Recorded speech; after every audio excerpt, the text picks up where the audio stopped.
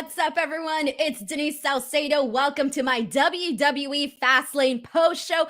Wow, we have a lot to get into for tonight. We had a somewhat interesting pay-per-view that had some not so great stuff occur, but some really great stuff occur as well. So there's going to be so much to get into here tonight. But first off, I want to thank each and every single person, as always, for choosing my live stream to come in, to come chat about wrestling and just have a good old time. So thank you guys so much for whoever is watching this live or watching the replay of this. Also, if you are new to the channel, just a quick heads up, this is a very interactive stream. I will be reading your questions, your comments, your statements, whatever you have. I will be reading those. If you do want me to read your comment, though, 100% get it read, as in, like, I'm for sure going to read it. You can go ahead and send in a super chat, because if you do send in a super chat, not only does it help benefit me, help benefit the channel, but I will read your comment or question or whatever you want on the air, and it'll be a great time. But I will also read some other people's comments. But if you want to send in a super chat, you can. So guys, wow, so much to get into. Before we get started, I want to get your overall thoughts on how you guys felt about Fastlane. What were some of your big takeaways from the show? We'll kind of kick it off from there. I am going to talk about the Peacock and some of the issues that I had with the Peacock and kind of get your feedback on that as well. We will be talking about everything that went down tonight on the show from the main card. We will be going down the main card chronologically, since that is just the easiest way for me to get it done on here. But here we go, guys. It's time to talk about Fastlane. We have our first super chat of the day. Thank you so much to Jobber JJ, who says, by the time we get to WrestleMania, Edge will be a heel. It's going to be a triple threat match, and Bryan will win again at Mania. Alexa versus Randall ruled. So first of all, I gotta say, Jobber JJ, yes, I definitely think that it has to be a triple threat match at WrestleMania between Edge, Roman Reigns, and Daniel Bryan. And we've kind of been talking about this over the past couple of weeks, because I think the last several weeks it's become clear that we're going to be heading in that direction.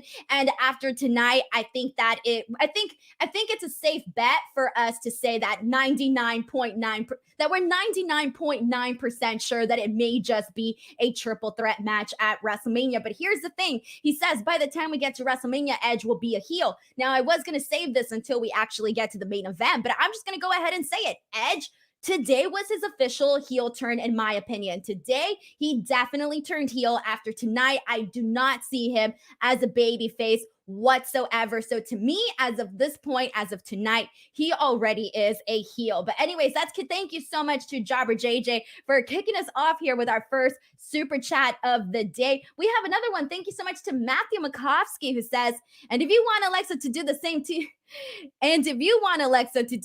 to you as she did to Randy, use code FIGHTFUL. Yeah, if you guys want to use, I don't promote Blue Chew on here, but I'll take it. All right, so let's see what you guys all thought about the, hey, what's up, guys? We have my good friend, my pal, Luke from Wrestle Talk in here, and he says, Luke, end of the pay-per-view was awesome. The main event ruled, and I liked Crispy Fiend. The new Fiend, guys, we will talk about that. I got his image pulled up here that I'm going to bring up later on the show. But yes, we essentially got the toasted, roasted, whatever you want to call it, marshmallow of the Fiend version in on here. I definitely think, and I don't think anyone will disagree with me when I say that that main event here tonight stole the show, made the pay-per-view, made the entire pay-per-view worth watching. Now, there were two other matches on the card that I thought were really good, but not one of those matches compared to that main event that we saw here tonight. So thank you so much to my good friend Luke for sending in a comment here today. But we actually have another super chat from Joey Reacts. Thank you so much to Joey. He says, Randy's a lucky man. Oh, I don't know if I could read this. He says, Randy's a lucky man. He had Alexa. Okay, let's not get there. Thank you so much to Joey for sending in the super chat. However, we're going to keep it PG on this super chat, on this chat, okay? We're going to keep it PG, guys. All right, let's see. Send in your comments. I'm going to go ahead and read what you guys thought here. Let's go ahead and kick it off with Jackson Dale, who says, honestly, I'm not bothered about all the Fiend stuff. I'm just so upset about Apollo. They killed all his momentum. He should have just one straight. That match, we are going to talk about Apollo, Big E, because boy, was I not expecting anything that happened out there. And Draper Don says, How badly did they job out Daniel Bryan's yes lock too? Had Roman in forever and a day. Roman broke out of it multiple times. Oh, I have absolutely nothing but great stuff to say about that match. So I don't have any negative criticism for that main event here tonight. But we're going to go ahead and move on here. This one is from Chris Bias, who says, hey, if I'm being honest, this was not a good pay-per-view. I would say that Big E and Apollo got me upset with that match ending. And I have to completely, again, agree with Chris here on that ending for Big E and Apollo. It was it was not good whatsoever. And it had everybody kind of, with question marks around their head because it did not make sense whatsoever. And we will talk about that more once we get into that match. But I do have to say that overall, as a pay-per-view, I wouldn't say it was one of the best pay-per-views. There's been so many pay-per-views where I'll come on here and I'll say like, oh my God, this pay-per-view is so awesome, blah, blah, blah. But this time it was really just, again, those three matches that really made this pay-per-view worth it. We have another super chat from Chris Ludek. Thank you so much to Chris. He says, with how they did the camera angle, you could see Edge would hit Bryan in the back with a chair. If it's a triple threat, I think Bryan eats the pin. You know what? Based on everything that we've been seeing on SmackDown, everything that's been going down as of recent weeks, I know I said this on several podcasts. I said that I didn't want Roman Reigns to lose the bout and I wanted Roman Reigns to have a long title reign. But Daniel Bryan seriously is the ultimate babyface. And he has I want to see Daniel Bryan as champion. Sue me, guys. I am really, really kind of hoping. My heart is leaning towards the direction of seeing Daniel Bryan. See, first of all, seeing this become a triple threat match and seeing Daniel Bryan win at WrestleMania. Now, I know it may be a long shot or whatever, but I'm finding myself wanting to go that direction versus like a couple of weeks ago, maybe a couple months ago, I was like, no, whoever is going to face Roman Reigns is still going to be the champion. That's how I felt back then. But I think that my opinions have changed over what we've been seeing as of late. And I don't know how many of you might agree with this, but actually we do have several super chats coming in. This one is from YouTube Championship Wrestling, who says, Bryan should be champ and Edge should take the pin. Dude, yes, I would like that because I still think that obviously heel Roman is literally the best thing that we have gotten in a very long time. And I love everything that he's been doing. And there's still so much leg in him as a heel and so many feuds that they can have. And I would like to see, like, if they're going to do the triple threat, my scenario that I would want is Bryan winning and Edge taking the pin, because at the same time, you can still circle back and, do something with Daniel Bryan, Roman Reigns, or whatever the case may be. There's different options that can play out. So I wouldn't necessarily be opposed to this situation that YouTube Championship Wrestling just promoted here. We have another super chat from Sam Boone, who says, my Peacock is perfect for me to watch boring Fastlane because everyone knows what will happen tonight. Fastlane, we don't need Fastlane tonight. All right, so here we go.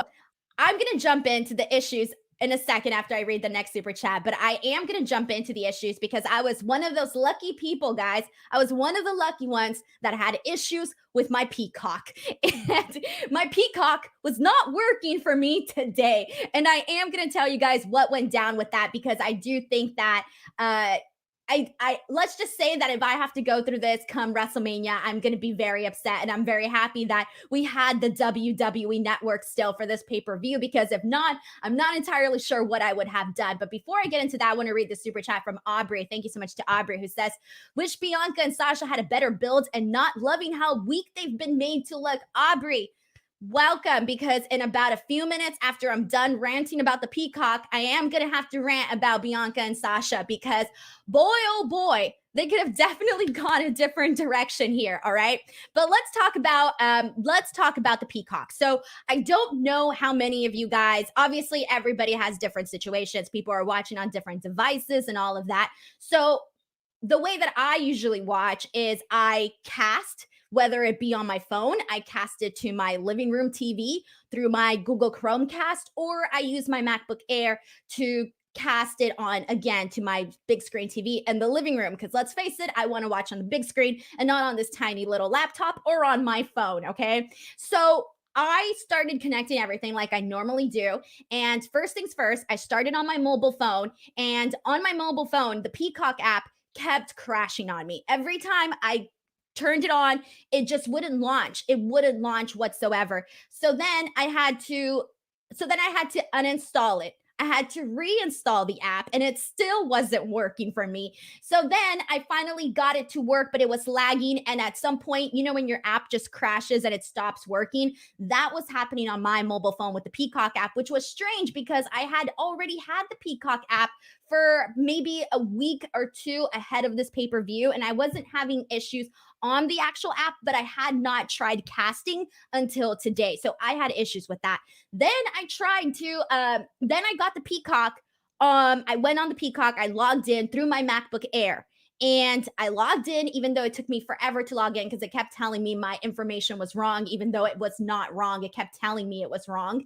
Whatever. I finally got in and it did not allow me to cast again. So I couldn't cast on my Android phone. I couldn't cast on my MacBook Air. So finally, I gave up. I gave up, everybody, and I watched on the network instead. So if it wasn't for the network, I probably would not have been able to cast it on my screen. So those were the issues that I had with the Peacock. I don't know how many other people had similar issues, but I do hope that come WrestleMania, those things are resolved because obviously casting is part of why. But see, here you go. Kishem says this is why Apple is better. Dude, I was using an Apple product with my MacBook Air and it still wasn't casting, and it was casting everything else. It casted the WWE network perfectly. I tested it with Netflix. It casted Netflix perfectly. It was literally just the Peacock that it wouldn't cast. So yeah, that's the issues I had. I hope that I don't have those come WrestleMania or I'm going to be severely stressed out.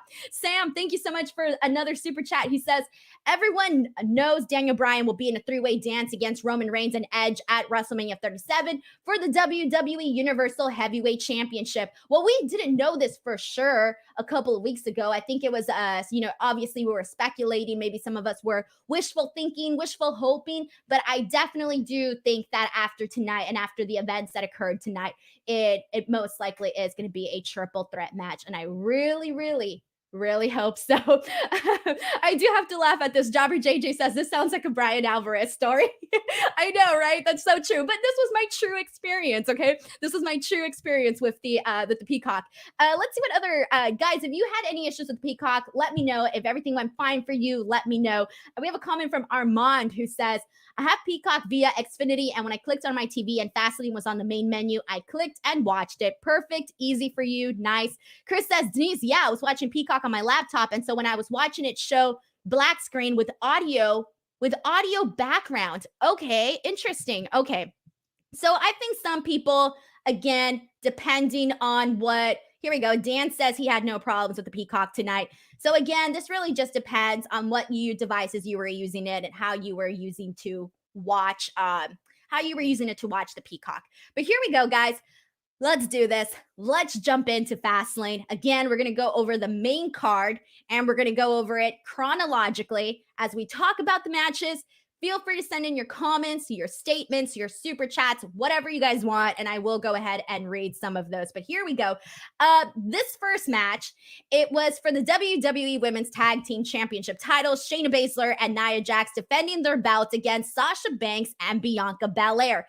Now, this is where I'm going to have to necessarily get upset a little bit. And I think for the most part, a lot of people will sort of be on the same page as I am here because I've been saying this the last several weeks on my SmackDown Weekly post show that I am so disappointed in how this story between Bianca Belair and Sasha Banks has played out. One of the key things that I've been noting, that I've been saying over and over, and I have to say it again this week because it just falls in line with the entire story, is that this is practically the exact same thing that we had already seen with Sasha Banks and Bayley. The whole, maybe we're friends, maybe we're not, we're going for the titles, we have the titles, we don't have the titles, whatever. Obviously, it's not exactly the same as the story with Bayley, but it is very similar. And for me, I didn't want this feud to necessarily go in that direction. I thought that there was a very simple, easy story to tell here. And here's the story that I thought should have been told, and the story that I think would have really carried this forward into making it a really hot feud heading into WrestleMania. So the story that I think they should have told is So we have the Royal Rumble. We have Bianca Belair win. She's, she's obviously she's new. She hasn't been put in the spot before. You can say she's a rookie. You can say that, she's a noob, whatever you want to call it, right? But the point is, Bianca Belair, all of a sudden, she wins the Royal Rumble. She beats out 30 other women. She has this momentous moment, and all of a sudden, she's on top of the world. Okay, she's on top of the world, so that means she is going to be going for somebody's title. Okay, she named Sasha Banks as the person she's going for their title. So now, if you're Sasha Banks and you're seeing this girl who's athletic, who's charismatic, who has personality, who just beat 30 other women to win the Royal Rumble, you as Sasha Banks should be threatened. She should be worried. She should be thinking like, man, maybe my spot is in jeopardy because this girl is getting to my level. So the story here should have been that Sasha Banks essentially turns heel because she is threatened. She is starting to feel maybe a little jealous of how well Bianca is, how fast she is rising to the top, how fast she is getting to this level. So I think the easy story should have been, hey, let's have Bianca Belair and Sasha Banks try to top each other each and every single week, whether it be just having a bunch of consistent dominant wins, whether it be playing those packages where, Bianca Belair is doing all of these incredible athletic moves or whatever. And then you have Sasha Banks trying to counter that. I really think that had they played the story like this of, hey, Bianca Belair telling Sasha Banks, it's my turn now. It's my turn to shine. But Sasha Banks basically saying like, no, you don't know what you're in for. Like you think you're at my level, but you're not. That way, come WrestleMania, it should have really been who is better. At this point, people should have been asking themselves, who is better? Make the match mean something so important that when you get to it, that you're like, oh my God, I really do not know who is going to win. Who should it be, Sasha Banks or Bianca Belair? Come WrestleMania, us, the viewers, should have been completely torn and completely stressed that, hey, whoever really wins this match is going to prove that they're the better woman. And that is the story that I think they should have told instead of this whole convoluted storyline that they did with Nia, with Shayna, with the tag team belts, with Reginald. It didn't need all of that. It didn't need the Reginald story. It didn't need the tag team belts. It literally should have just been a who is better. Who is better? Is it Sasha Banks, your champion who's already done so much, or is it this new girl who has all the passion in the world, has all the tools in the world to make it to the top? So that is how I felt about where this storyline should have gone. So now that I've sort of ranted on that, what did you guys think of this? Because I did not like this. I didn't like it because, again, I just told you what this story should have been, and it has not been that.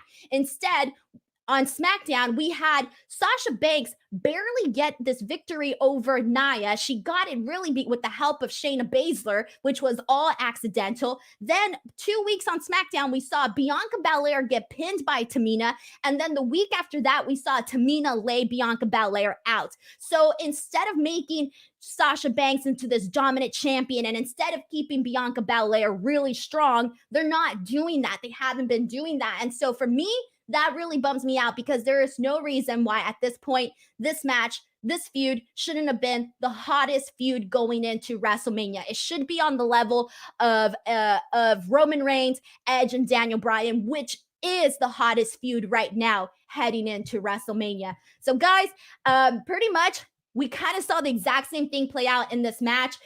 Instead, we saw Sasha Banks get pinned in this match, and it just was not good, guys. This was not good. They are not keeping them strong.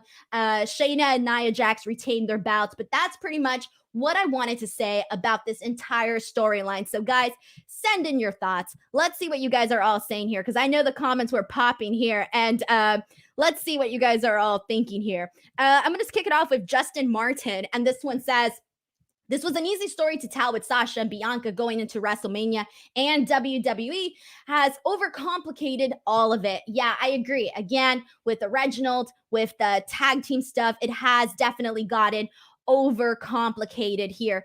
And let's see what else we have here. We have a comment from D-Train who says, Bianca versus Sasha could have main evented night one, but sadly they were, the way they are being booked, it's losing its luster. It's disappointing. Yeah, and it bumps, and I know that let's say they do not make this match a WrestleMania main event. If they don't make it a WrestleMania main event, there are a lot of people who are going to be angry because just looking at the names, you're like, that should be your WrestleMania main event.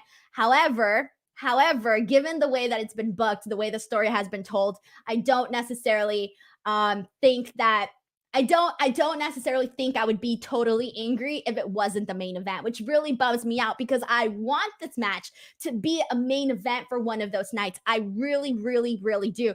Aubrey, basically, who brought in the super chat earlier talking about this feud, basically agrees, and she says that it was really that simple. Kyle Rochelle says, wanted Sasha and Bianca main event. Now I think it will start the show night 1 or night 2.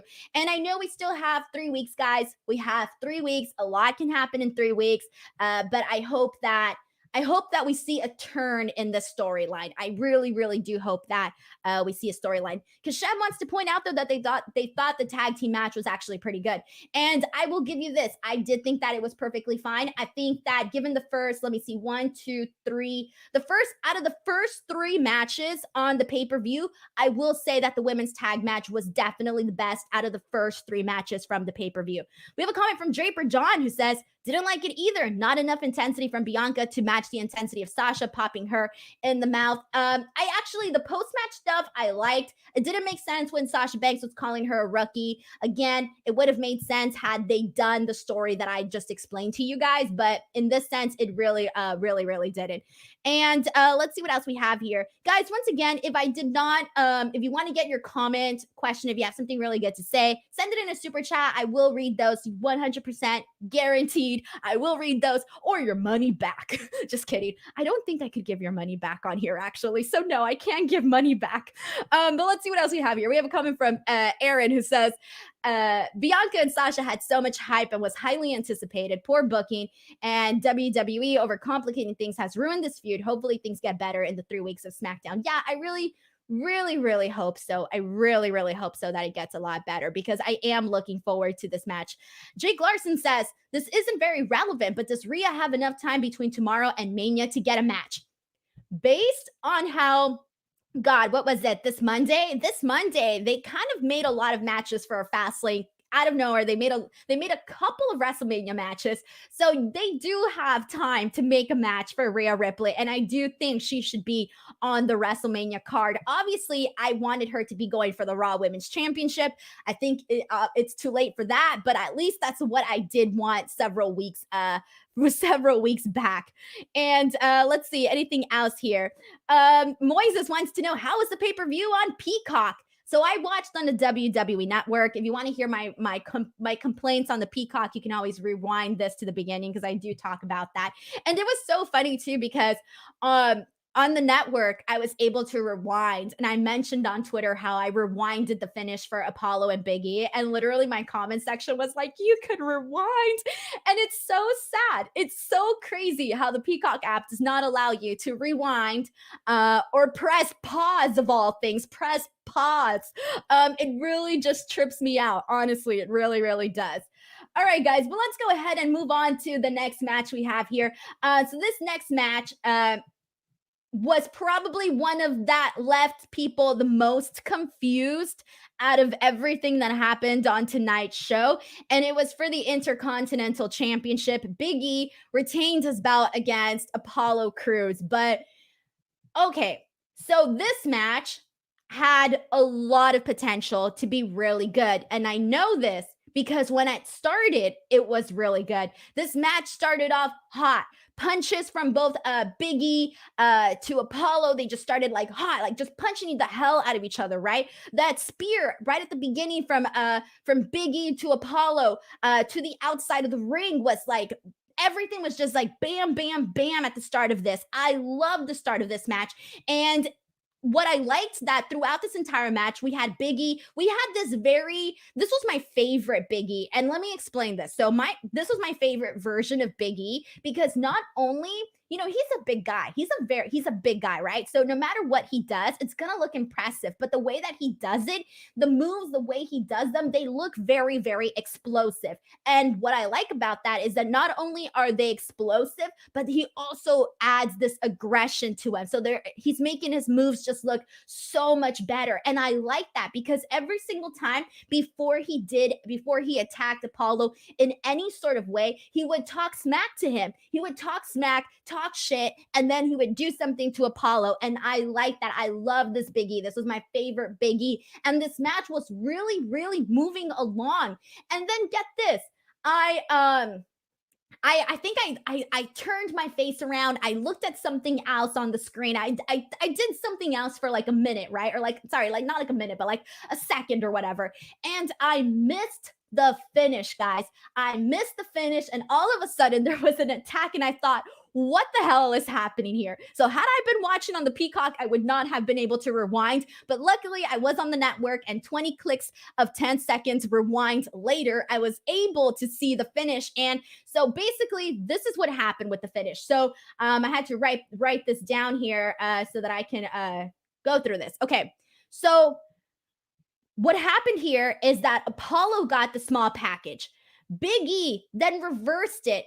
And the reason that it looked awkward was because after the 2 count, Big E then decided to go into a bridge. So it ended up being a continuation of that roll up that he got, the counter that he got on the reverse that he got on the small package. So I think that the ending was planned, but it might have been Big E who botched it because so Apollo got the small package, and when Big E reversed it, I think that was supposed to be the 1, 2, 3.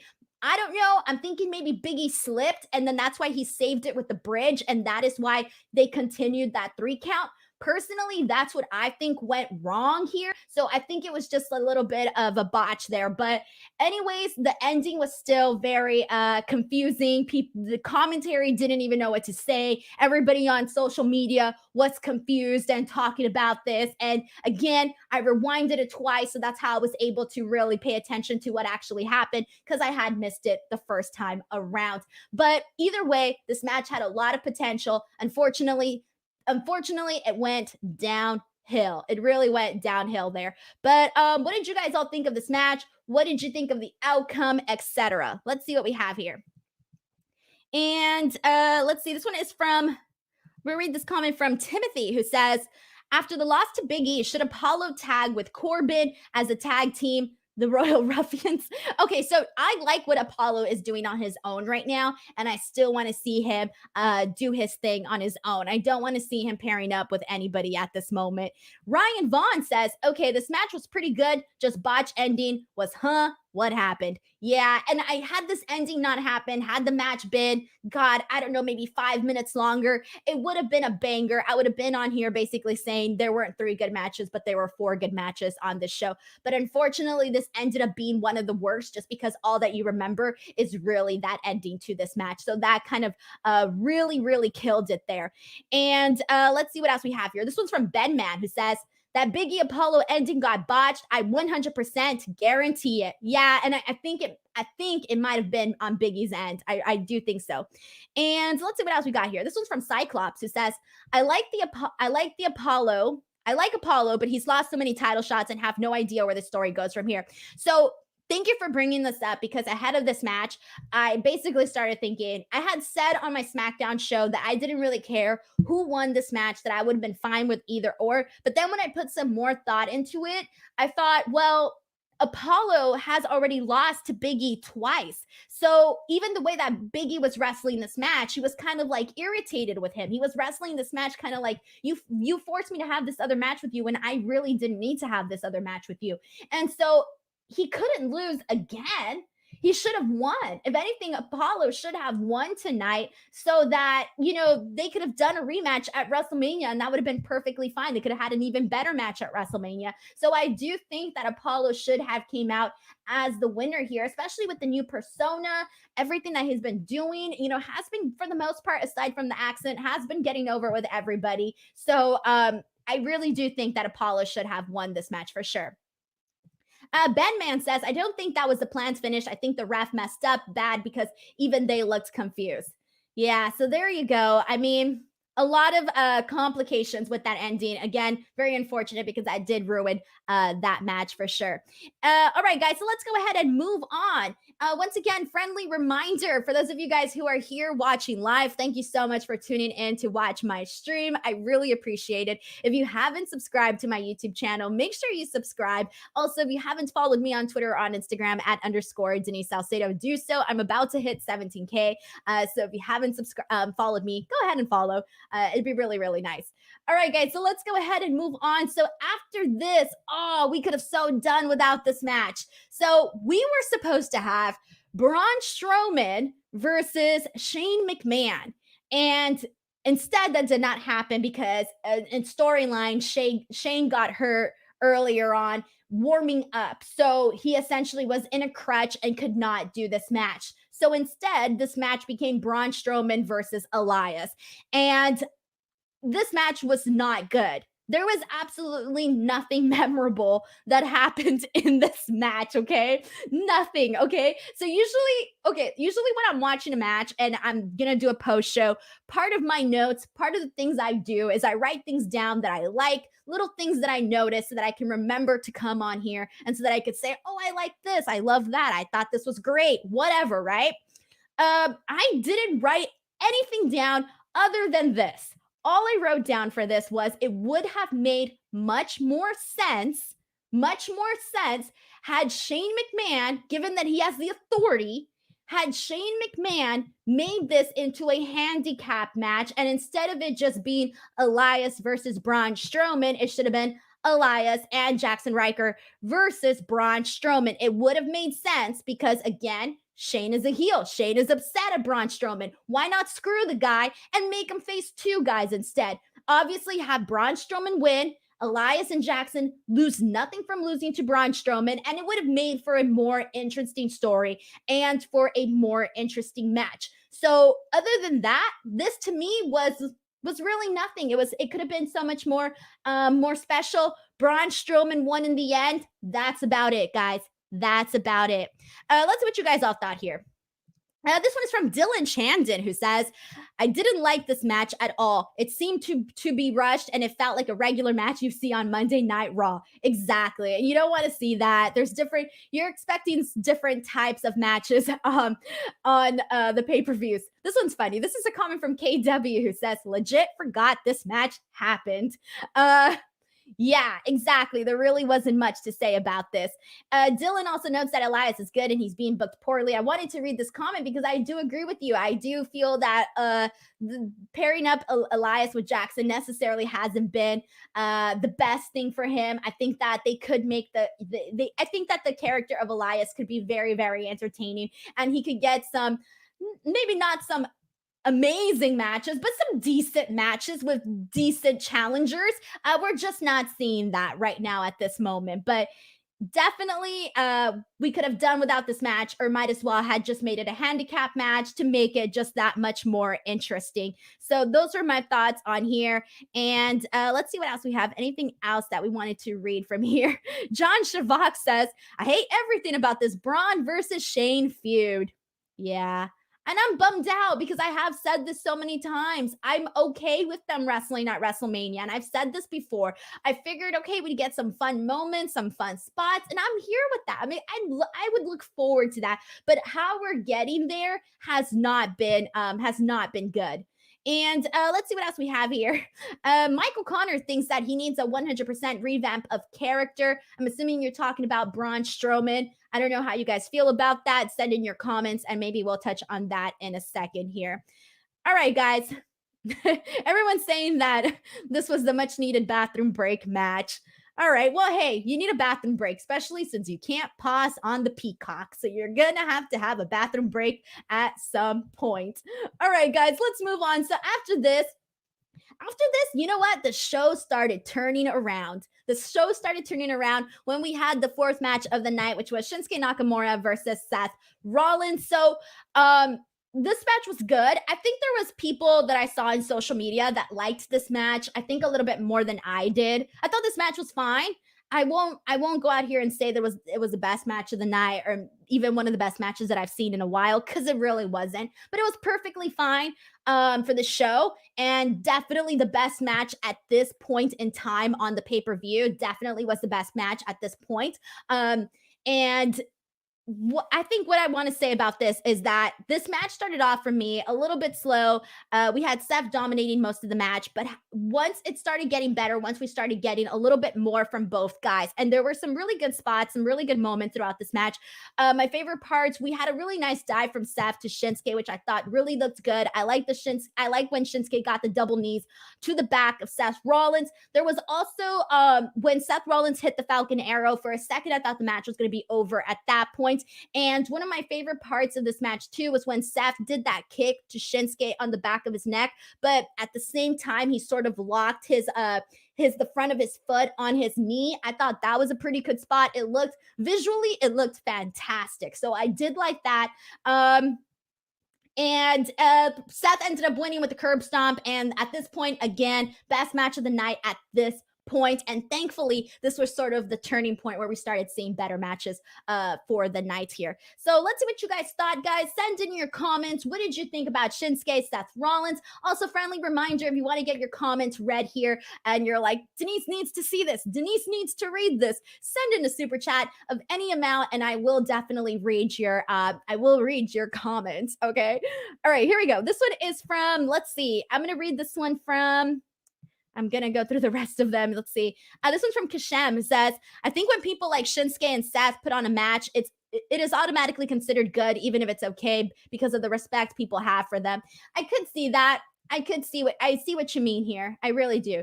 Draper says, yet another storyline that's treading water. Just didn't see what they're doing with this booking here. I get the whole Shinsuke sticking up for his buddy, but yeah, just blah.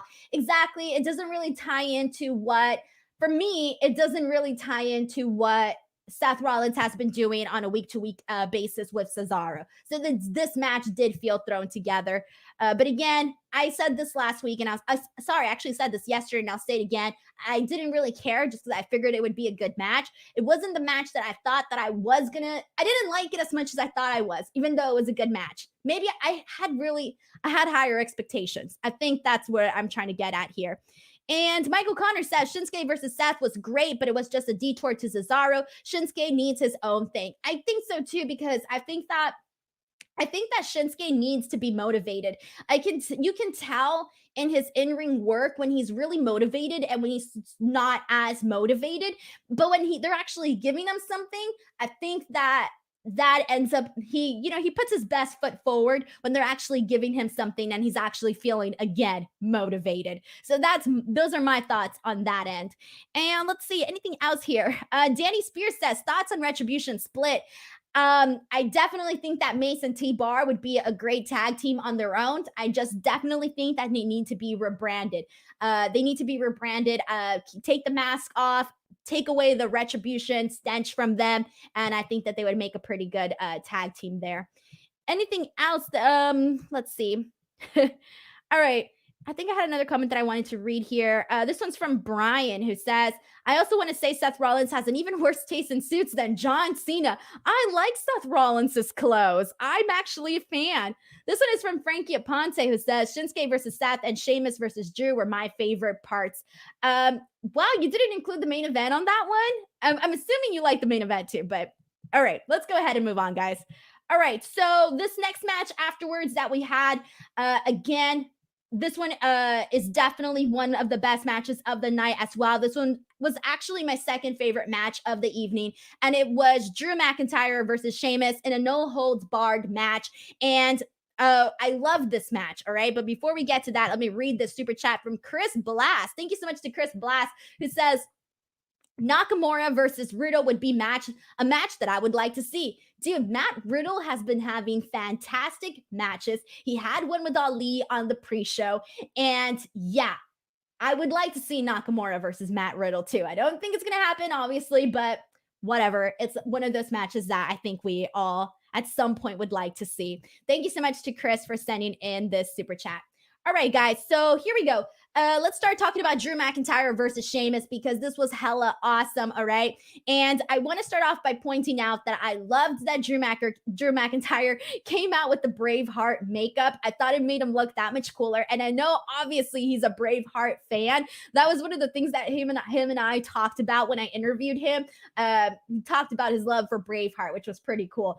So this match, basically what this was, the easiest way that I can say what this match was is that um basically they did a lot of things that you can tell legit hurt these guys. And I wrote this down and I'll probably get to it at some point on my notes here, but I completely lost it.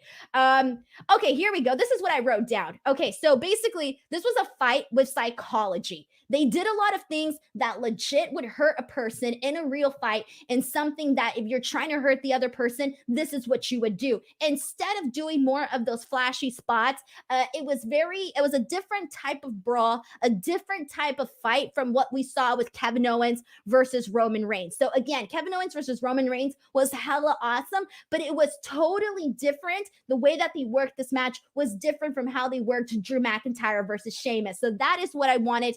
That's what I wanted my point to get across here. That even though you would think that there would be a lot of similarities, the way that they worked this match was totally different, and I really, really like that. So we saw them bring out kendo sticks.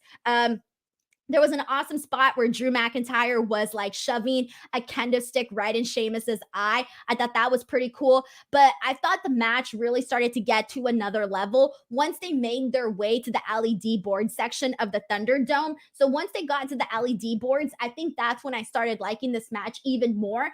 Obviously, there was that awesome spot where Drew McIntyre throws Sheamus through the LED boards and you see the explosion. I thought that was pretty awesome. And that was pretty cool. There was also a great spot when Sheamus got Drew on the white noise onto the commentary table. That was another awesome spot. In the end, Drew McIntyre got the win. But what I want to get at with this here, though, is that I really do think, and I really have no doubt in my mind whatsoever, that had they kept Sheamus from the moment that he started, doing the storyline with Drew McIntyre, had they kept Sheamus strong and had they not done all of these other things that they did in the last several weeks, had they kept him strong and had they made this match the WrestleMania match, Drew McIntyre versus Sheamus, I really do think that this match would have delivered and it would have been one of the best WrestleMania matches. Given what we've seen from them on their Raw matches, given what we saw from them here tonight, I have no doubt in my mind that if they were the WrestleMania match, it would have been hella awesome, especially because they already had a story there. And again, had they kept Sheamus strong, it would have been a really good matchup and a really good story to tell. So this match kind of left me a little bit bummed knowing that that wasn't going to be the WrestleMania match, because I did really like everything that they did here. And again, this was my second favorite match of the evening. So what did you guys all think? Send in your thoughts on how you felt about Drew McIntyre versus Sheamus. Okay, we had somebody that had totally opposite feelings on me. He says, this is from Elton, who says, I legit went to sleep on the Sheamus Drew match just because they battled twice on Raw. They did battle twice on Raw, but both of those matches on Raw were really good. They were like the highlights of the, whatever Raw that was for that day, for that night, for that week. And this match was totally different. So I get it. Like, yeah, we've seen them go at it before, but the things that they did in this match were obviously different from what we saw on their Raw match. But again, I can see how somebody would not be interested, again, because that is something that we see when things start to be repetitive, when you see things play out a lot. I know people get sick of that. But again, I really appreciated this match for what it was. So honestly, I really don't have anything bad to say about this match whatsoever. This one is from, we have a comment from Dylan, who says, the Thunderdome spots looked awesome. Definitely one of my favorite spots in this match. Aaron says, I was a fan of the face paint and love this match. Drew is just so freaking awesome. Told a great story, and that explosion from the LED spot was great. Draper John says, it was a great spot, but I could have done without so much of the hardcore weapon and stand spot. Still a great match. Love the intensity. That's what happens so often when friends get to work. Yeah, I like that you bring up that point there about them getting to work together and, having that history and that relationship already obviously makes things that much better. This comment is from Chris, who says the promo for Drew versus Sheamus feels like it was meant for WrestleMania. I'm still trying to be hyped for WrestleMania, but there are a couple matches that aren't interesting. Yeah, and we talked about this. Really, honestly, the only match at this moment that I'm looking forward to, and they obviously we still don't even know if it's for sure going to be a triple threat match, but if they do the Roman Drew Edge, that is what I'm most looking forward to. Really, that's really what I'm most looking forward to with WrestleMania, which I would like to be looking forward to more matches, obviously. I'm still looking forward to Sasha and Bianca just because I still know that come WrestleMania, it's going to be a good match. Again, I already ranted about that earlier, so I won't do that again. But I already shared my thoughts on the storyline and all of that leading up to WrestleMania, but I still think that it's going to be a good match come the day of. Brian Doyle says, Sheamus had an incredible in-ring run over the last few months, churning out pay-per-view quality matches every week, and tonight's match could have easily been a WrestleMania match. It was that good. Yeah, agreed. And let's see what else we have here. Ryan Combs says he did not understand the end of the Big E versus Apollo Crews match. So I just spoke about that match a couple minutes ago, so you can always rewind and just re-listen to that because I kind of did lay out a little bit of what I caught and my explanation for what could have gone wrong during that.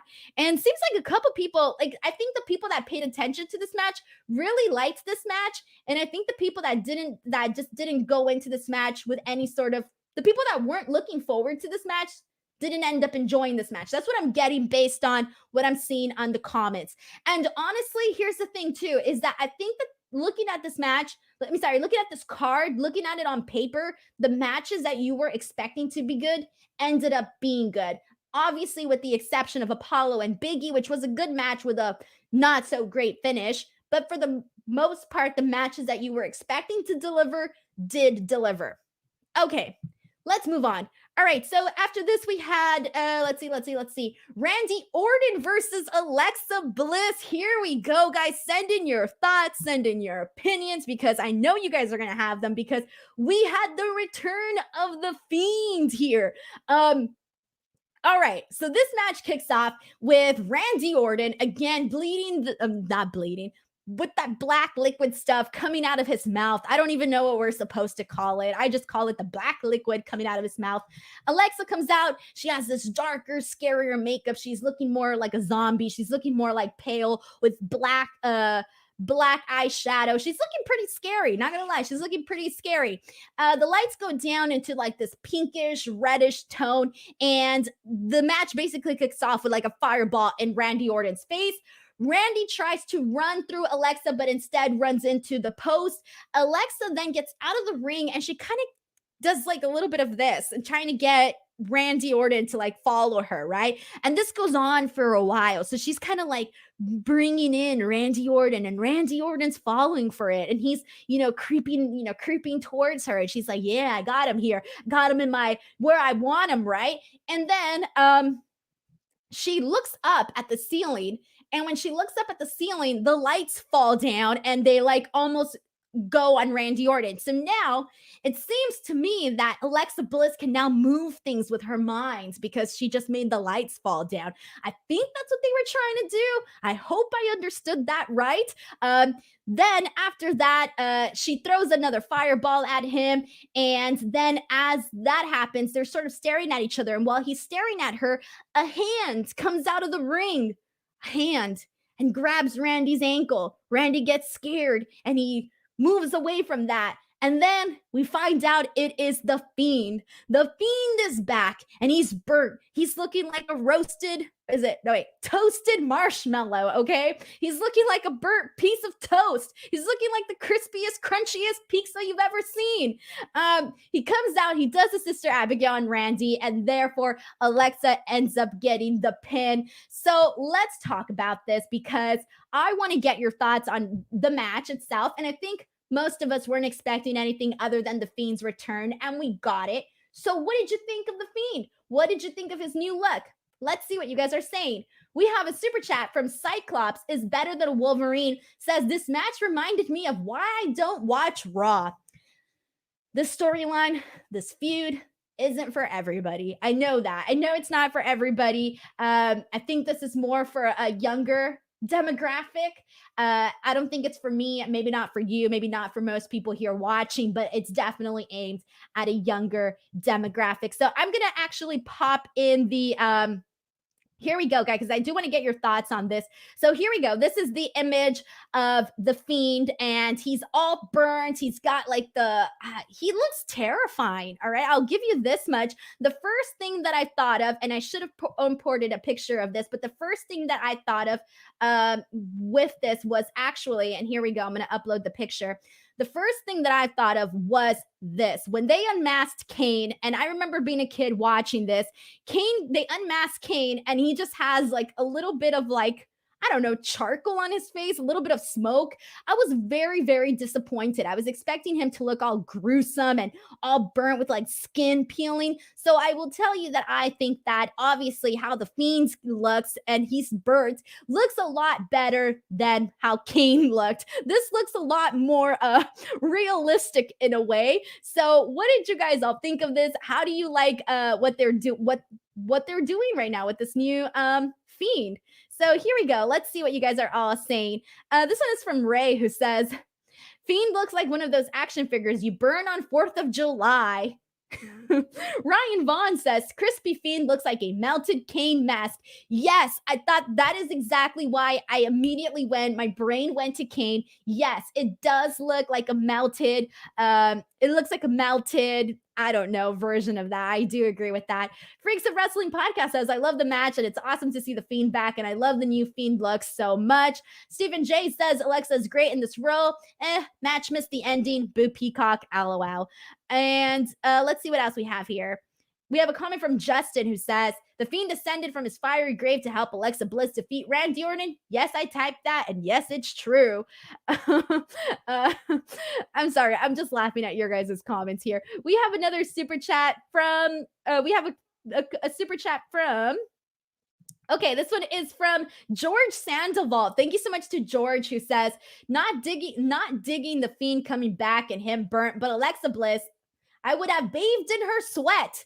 Wow, people are really into this Alexa Bliss version. I don't even know what to say about that. How do I respond to that? George, I appreciate your super chat. You made me laugh. How do I bounce back from that? All right. Look, I like this new version of the Fiend. Time will tell with what's happening. I don't like everything else. I don't like all the black liquid coming out of Randy Orton. There are aspects of the Alexa Bliss character that I do like. I don't like all of it, obviously, but for the most part, it is interesting to see how this storyline has progressed throughout the weeks. We have another super chat from Brandon. Thank you so much to Brandon. He says, not that it matters because this match was weird, but was Randy Alexa match no DQ? I feel like fireballs, lights falling, and a monster interfering should have led to a DQ. Maybe it's just me. Well, does this match count as like a cinematic match? I don't know. It kind of feels like it was. I mean, does it count? You got fireballs, you got the lights dimming down. I don't know if that counts or not, but I think that's what we expected. We expected all of this, crazy stuff to happen, fire and whatever mysterious voodoo stuff that Alexa Bliss is doing. I think that's what we expected here. So Brandon, thank you so much for the super chat here. And let's see, guys, what else are we saying? This one is from Jim, who says, are we blaming creative about this angle? Question mark. I think Bliss, Orton, and The Fiend are making it work. That's what the best do. I do think that Alexa Bliss is doing a great job at what she's been given. I just don't think that this storyline is for everybody. I think that Orton is doing the best he could, but it just doesn't. I don't think The Fiend and Orton bring out the best in each other. That's basically the best way that I can possibly put this. The storyline is not for everybody, and I think we've already covered that, but I do have to give credit where credit is due, and that is to Alexa Bliss, because I do think that Alexa Bliss is showing her range in what she can do, and we have seen her range throughout her years with the company because she can do a lot of awesome stuff. This one is from Ben Man, who says, they need to pull the plug on Alexa Fiend gimmick. They won't, I promise you, but Alexa is way better off wrestling than being a sidekick to Bray.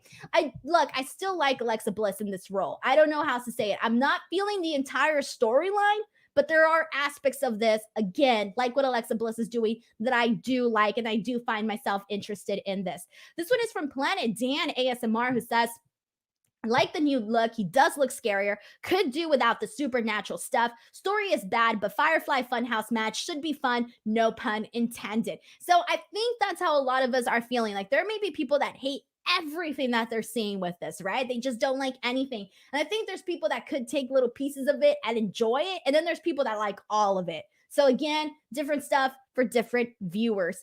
We have a comment from Aaron who says, I feel like the production of this match could have been better and the unveiling of the Fiend could have been done a bit better. Alexa's a great actor as well. I actually thought the unveiling of the Fiend was pretty cool because when the hand came out, for some reason, it kind of looked a little slimy to me, or like a little, like, I don't know if it was wet or gooey or what, but for me, it didn't look like just like a hand coming out.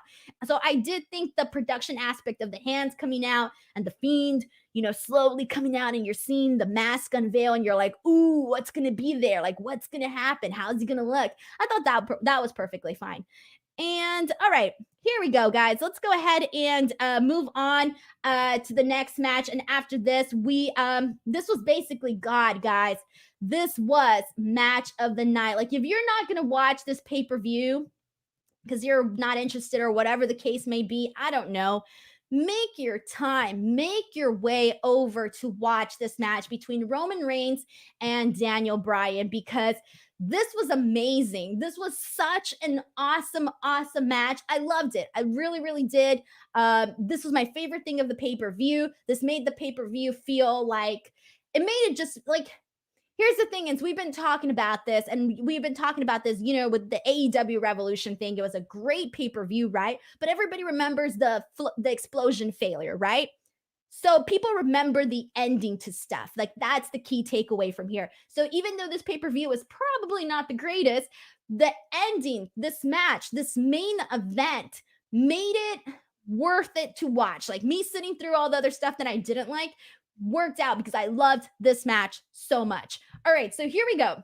Let's get into this. So the start of this match, in this match, the story that we're getting is Daniel Bryan is literally trying to out grapple Roman Reigns. He really is, and this works out perfectly because it doesn't matter what size the challenger is or what, but when you are an elite grappler, you are going to try to take down and out grapple any guy of any size, and that is what we saw Daniel Bryan bring to this table. And Roman Reigns played this part perfectly because he was sort of, when Daniel Bryan was doing like all of this stuff, Roman Reigns was sort of like stiff looking and he kind of didn't know what to do. He didn't know what to expect. He didn't know what Daniel Bryan was going to do next. And this worked out perfectly. So I loved what Roman Reigns brought to the table. I loved what Daniel Bryan brought to this table.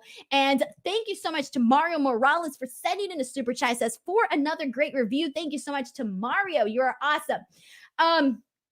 So yeah, I loved this. So what I also want to add about this is that there were some really great spots where Daniel Bryan was manipulating the joints of Roman Reigns. My favorite part, or one of my favorite parts, was when Daniel Bryan literally got Roman's arm and was just like bending it backwards, but he was stepping on it. He was stepping on it and bending it backwards. And even though he really is just bending his arm backwards, it looked so much more effective than you probably think that it was in real life. So it looked effective. It looked gruesome. It looked like he was about to break the guy's arm. It was fantastic. This was flat out a great wrestling match.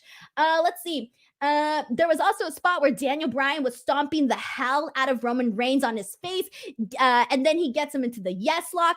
The stomps into the yes lock was an awesome moment. And then this is where things started to get like really crazy. Okay. So Daniel Bryan does a running knee that's aimed to be at Roman Reigns. Roman Reigns ducks, and instead he gets the referee. Now, obviously, at some point, we had to see the referee get knocked out.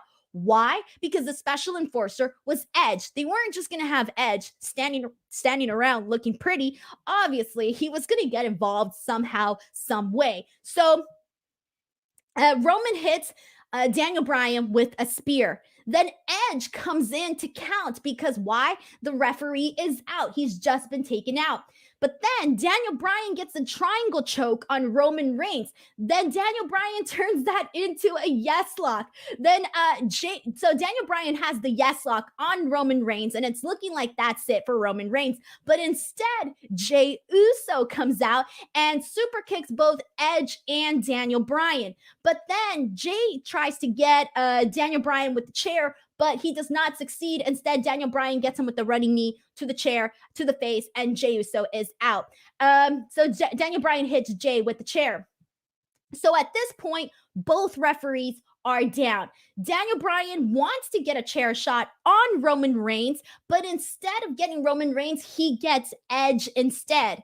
So then Roman Reigns, Daniel Bryan goes for the yes lock, and he has the yes lock. He has it in. Everybody's down. He has it in. Edge is down. The referees are down. Daniel Bryan has the yes lock.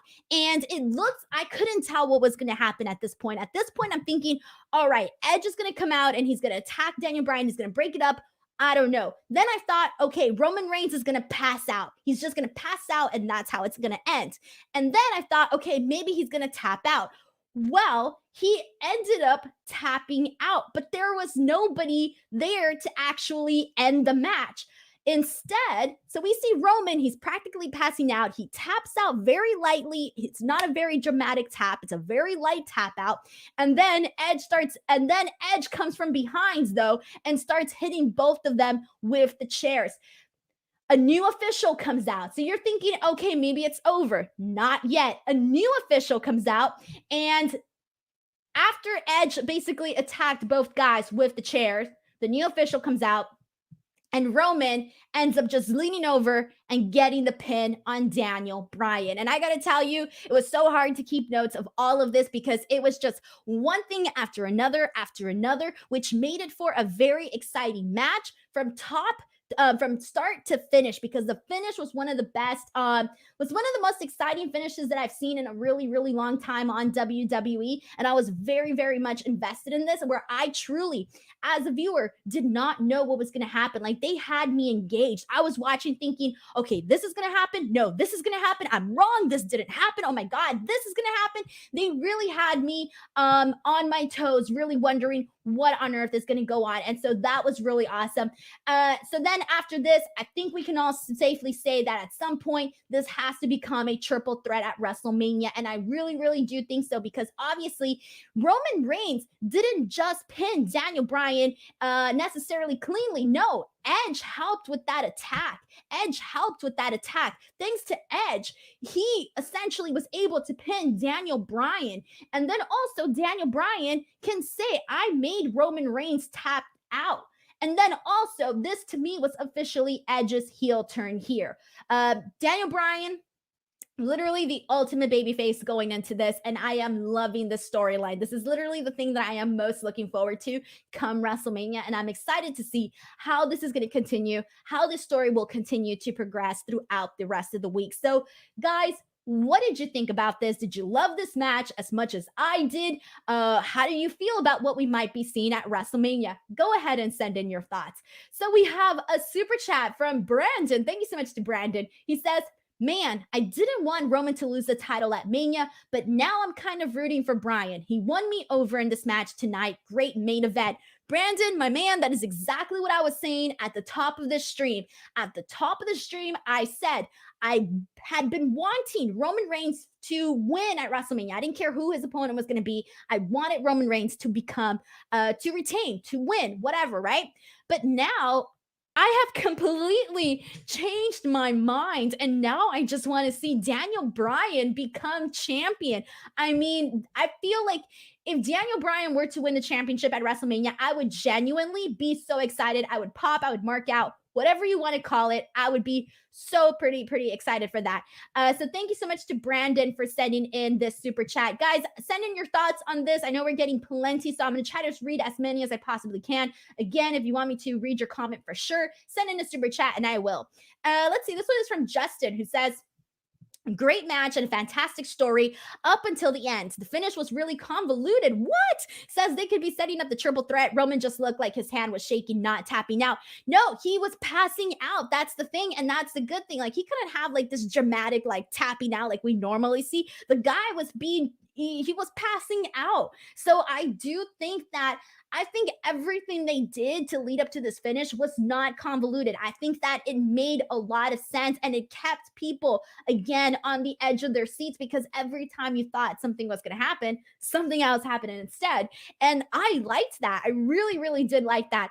Let's see what else we have here. This one is from let's see. We're going to have one from Dylan who says, I think we're going to have a triple threat match at Mania. Daniel Bryan will definitely say, I made Roman Reigns tap out, should be Universal Champion. And especially this also ties back to that promo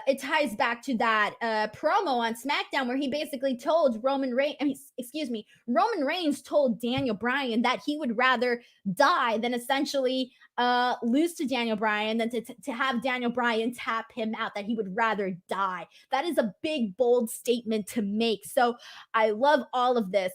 Let's see what else you guys have to say here. This one is from Red Win who says, I love this match. Daniel and Roman both did amazing jobs, and the triple threat sounds amazing. Exactly. This one is from Danny. Danny says, when Roman tapped, I gasped and popped, but the bell never rang. I was genuinely shocked because the other yes locks were so long, I didn't think Roman was going to tap or at least pass out. Exactly. So when Roman tapped, I thought, this is it. He's winning. But then I was like, wait, all the refs are down. There's no one there. Who's going to call this? Dang, we've been screwed. This is not the moment just yet. So I did feel that exact same way. And see, the long yes locks worked for Roman Reigns because Roman Reigns is just not a nobody. He's going to hang in there a lot longer than if this was, I don't know, somebody else. If it was somebody else and they were in there forever for like no reason, all right, dude, tap, all right? But this was Roman Reigns. This is a different story. So yeah, I agree with this comment as well, Danny. And then we have another comment from Ray who says, I do believe this will turn into a triple threat myself. The fact that he made Reigns taps gives him a deserving reason to have another shot at the Universal title. Exactly. Michael Connor says, Daniel Bryan won me over tonight. I really do think he won over a lot of people, myself included. And let's see. Kashem says, this match makes me so excited for wrestling. Israel says, Jey Uso is the unsung hero of the night. I'm wondering when Jimmy's going to return. When is Jimmy going to return? My interview with Jey Uso, he said that Jimmy was probably going to make an appearance at some point. He didn't say when. Obviously, I didn't press for that because, spoilers. But he basically said, keep an eye out. He's coming. And so I was expecting him to come back at Fastlane, and now I'm not so sure about that. So I am curious as to when we're going to see him come back. We have another super chat. Thank you so much to SSBS Fanboy who says, hi, Denise. Are you a dedicated Firefly? # let him in. Not really. I've always liked The Fiend, but I don't think I'm one of those people that are like a diehard fan of The Fiend. Like, I wouldn't consider myself like a diehard fan of The Fiend. Like, there are people that watch and they're like, oh, I'm looking forward to see what The Fiend does. That's not me. Like, I'm a fan, but I'm not like a fan. So, like, different levels of fandoms, I guess. So I have not necessarily let him in. All right, let's see, guys. Anything else here? I want to make sure I get any comments here. Guys, again, so before I wrap this up, go ahead and send in any comments, thoughts, or anything you guys want to go ahead and send in before we wrap this up. I'm going to try to see if I missed any other comments. I do try to read as many as I possibly can here. And, all righty. And people are asking about Andrade as well. Okay, so the last thing that we saw from, okay, everybody's talking, has there been an update on Andrade? All right, has there been another update based on from his last tweet? Because I know that he tweeted something earlier about there being good news. Has he tweeted anything else after that? Oh, okay. Armand says, WWE just released Andrade. Check Twitter. Okay, hold on. Let me go to WWE. Hold on. We might have breaking news at the moment, guys. Give me a second. Here it is, guys. 2 minutes ago. Here we go. Okay, breaking news, everybody. WWE has released Andrade. Okay, so for those of you guys who do not know, WWE just sent out a tweet and they have said, I'm on WWE.com and it says, WWE has come to terms on the release of Andrade. We wish him all the best in all of his future endeavors. And there you go. So Andrade is gone. He got his release. So as you guys know, he did last Monday ask for his release at Raw. He asked for his release, and it looks like WWE said okay. Said okay. And Andrade did confirm the rumors on his Twitter a couple days ago. And you know what? Congratulations to Andrade. He wanted out. He got it. I'm happy for him because this only means that he could only go up from here. Andrade is a great talent. I think that he will do amazing things wherever he goes, wherever that may be. So, congratulations to him. Really, really. Let's see what you guys are saying, guys. I know Red Win says, wow, live breaking news with Denise. Seriously, I saw your guys' comments and I'm thinking, well, I saw his tweet earlier, but that didn't necessarily say that they had granted him his release. So literally WWE just tweeted that 2 minutes ago. So people are going to go crazy over this. Let's see what else we got here. What else you guys are saying? There's plenty of options for him, guys. Plenty of options, plenty of things for him to do. And here's the thing too, is that when like COVID is like over and done with and like the indies are back on and you know there's a ton of indie events running, there are going to be so many guys that are going to make bank. They're going to make bank on the indie scene, all right? They're going to make bank. And I think Andrade could be one of those people, all right? He can definitely be one of those people. All right, guys, there you go. That is pretty much our stream here today. What a night. What a night. An interesting pay-per-view, a great main event, and even some breaking news live on this stream. Guys, I want to thank you all so much for tuning into my stream. I really, really appreciate it. Again, if you haven't already, make sure to subscribe to my YouTube channel, youtube.com/Denise Salcedo. Follow me on Twitter or on Instagram @_ Denise Salcedo. If you liked the show, tweet me your thoughts. I will be reading, retweeting, and all of that stuff. I'm very active on Twitter, so make sure to follow me. I'm almost at 17K. I'm trying to get there, so help a girl out. But seriously, guys, thank you so much as always. Take care, and I'll see you guys next time. Bye, everyone.